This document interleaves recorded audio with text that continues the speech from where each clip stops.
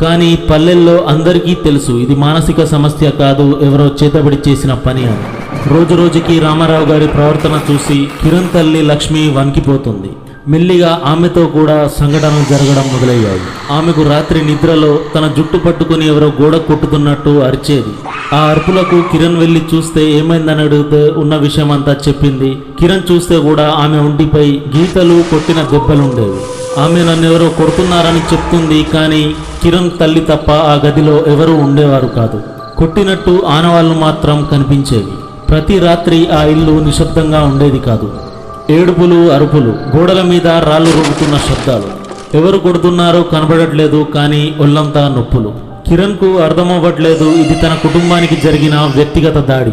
కాలం గడిచే కొద్దీ ఆ చేతబడి ప్రభావం మరింతగా పెరిగింది. ఒకరోజు మధ్యాహ్నం, అదో ఆదివారం, కిరణ్ స్నానం చేసి తల తుడుచుకుంటున్నాడు. అప్పుడు తను అద్దంలో చూస్తూ తల తుడుచుకుంటున్నాడు.